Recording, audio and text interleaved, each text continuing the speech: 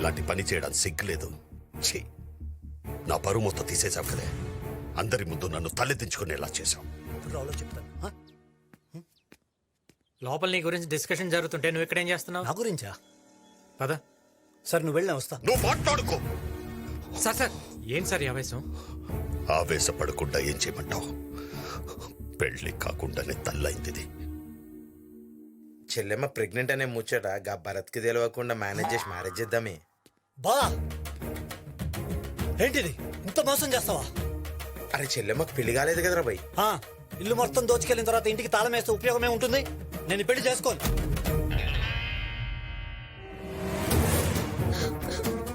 ఏయ్, ఎక్కడికి? నేను చచ్చిపోతాను. నా మాట విను, నేను ఈ పెళ్లి చేస్తాను. ఎలా చేస్తావు? ఎలా చేస్తావు? నేను చేస్తాను సార్. ఒక్కసారి అటు చూడండి. గురజాడ వివేకానంద అన్నయ్య.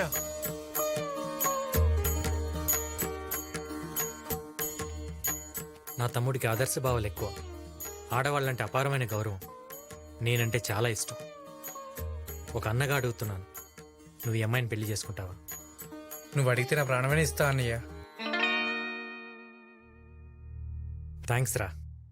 నా తమ్ముడిని పెళ్లి చేసుకోవటం నీకు ఇష్టమేనా? మా అన్నయ్యకి ఇష్టమైతే నాకు ఇష్టమే. అబ్బాయికి అమ్మాయికి ఇష్టమేనండి. మీరేమంటారు? ఈ పెళ్లికి ఊళ్ళో వాళ్ళని ఏం చెప్పి పిలవమంటావు? సార్ ఒక ఐడియా. మీ చెల్లెలు ప్రేమించింది మా తమ్ముడిని నేను చెప్దాం. అది తెలిసి మీరే దగ్గరుండి వీళ్ళిద్దరు పెళ్లి చేస్తున్నారని చెప్దాం. అంతగా కావాలంటే ఆ రోజు పెళ్లిలో మీ చెల్లెలు లేపుకెళ్ళి మా తమ్ముడికి ఇచ్చి నేనేం చెప్తాను సార్.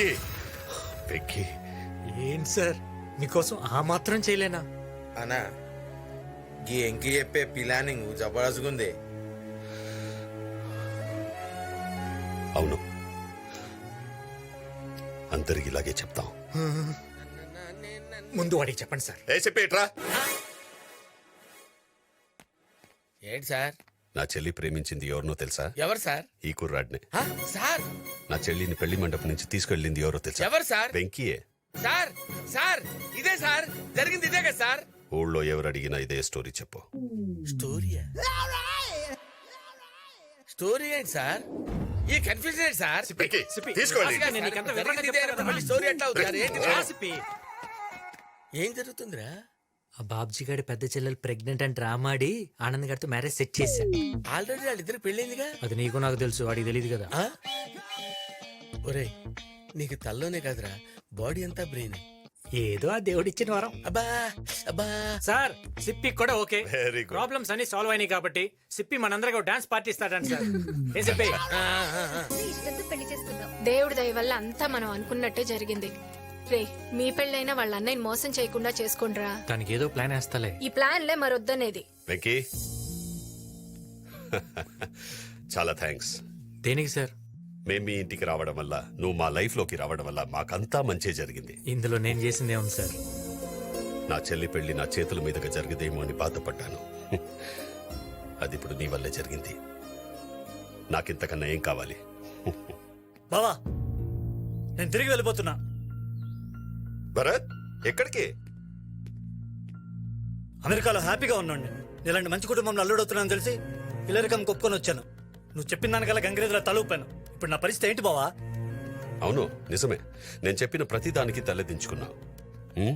ఇప్పుడు మాట తప్పితే నేను తలదించుకోవాలి. ముందనుకున్నట్టు చంద్రకళ నీకిచ్చి పెళ్లి చేస్తా. ఈ నిర్ణయంలో ఇక మార్పు ఉండదు. ఇదే ఫైనల్.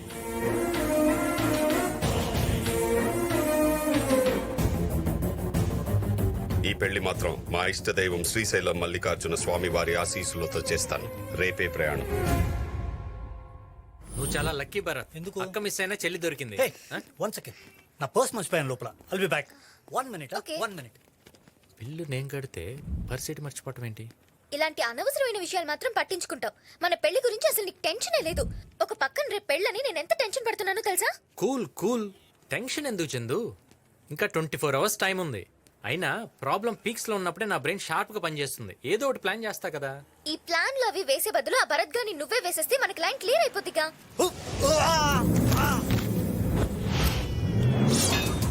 ఏంటి చందు నీ టంగు పవరు? వాడిని నిజంగా ఎవరు వేసేస్తున్నారు? చందు, కేశవరెడ్డి మనుషులు మీ ఇంట్లో తెలిసినట్టు చంపడానికి వస్తున్నారు.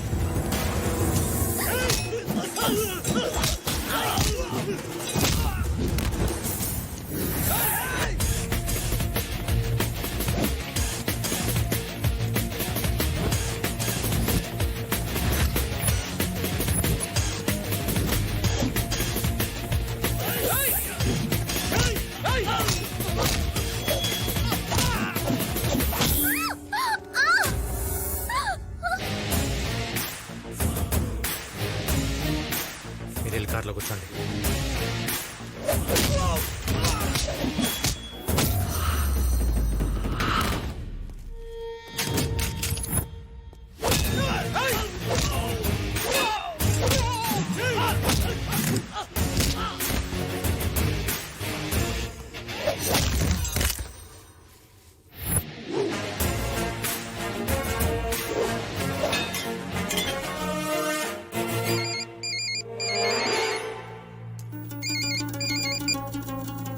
అరే నాన్న, నువ్వు చెప్పినట్టే నీ పెళ్లికి అడ్డుపడుతున్నా ఆ వెంకీగారిని ఏసేయమని మన మనుషుల్ని పంపిన. ఆ పిల్లకు డౌట్ రాకుండా నీ మీద అటాక్ చేసినట్లు చేయమన్నా. నువ్వెట్లయినా ఆ పిల్లని పెళ్లి చేసుకుని ఇడికి తీసుకురా. ఆ తరువాత బాబ్జీ గారిని నా కాళ్ల దగ్గర కుక్కలా పడుండేలా చేస్తా. ఈ 4 రోజులు నువ్వు నా కొడుకు అని తెలియకుండా చూసుకో. ఆ తరువాత రోజులన్నీ మనవే.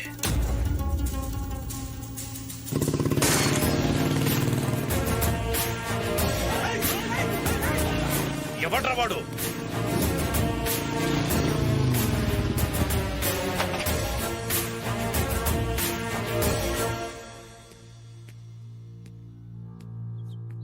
వీడా బాబ్జీ మనిషి అన్న.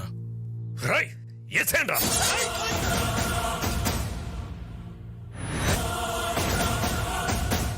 భరత్ నీ కొడుకని నాకు తెలుసు.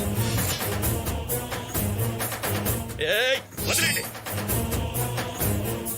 ఏంట్రా నువ్వు చెప్పేది? అవును, భరత్ నీ కొడుకని నాకు తెలుసు. నాకే కాదు, బాబ్జీ కూడా తెలిసిపోయింది. రేపు తన చెల్లెల్నిచ్చి పెళ్లి చేస్తానని చెప్పి శ్రీశైలం తీసుకెళ్లి చంపైపోతున్నాడు.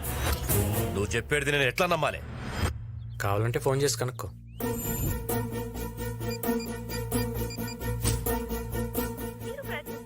ఫోన్ స్విచ్ ఆఫ్ వస్తుంది కదా, తన దగ్గర నుంచి ఫోన్ కూడా లాక్కున్నారు.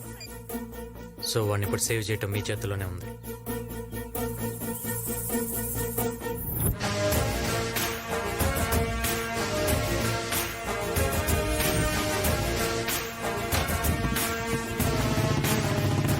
వెంకీ, ఏంటి నువ్వు చెప్పేది?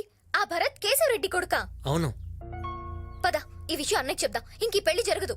వద్దు, మనం చెప్పడం కన్నా తను చూస్తేనే చాలా విషయాలు క్లారిటీ వస్తాయి. అంటే రేపు మనం శ్రీశైలం వెళ్ళేటప్పుడు కేశవరెడ్డి మన మీద అటాక్ చేస్తాడు.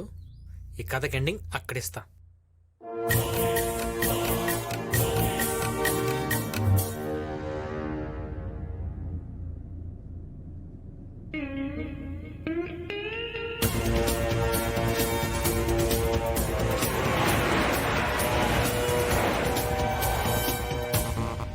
సార్, ఎవరైనా అటాక్ చేస్తారేమో నాకు కొంచెం డౌట్ గా ఉంది సార్. సిప్పి, నువ్వు అనవసరంగా టెన్షన్ పడి సార్ని ఇబ్బంది పెట్టద్దు.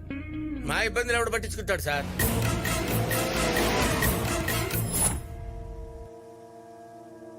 సార్, అక్కడ చూడండి సార్, విలన్స్ అటాక్ చేసేటట్టున్నారు సార్. వాడు చూడండి సార్ ఎలా చూస్తున్నాడు. సిప్పి, నువ్వు అనవసరంగా టెన్షన్ పడద్దు. మనం రైట్కి వెళ్దాం. రైట్ కొద్దు సార్, రైట్ కొద్దు, లెఫ్ట్కి వెళ్ళిపో. వాడేదో టెన్షన్ పడుతున్నాడు. లెఫ్ట్ లోనే పోనీ.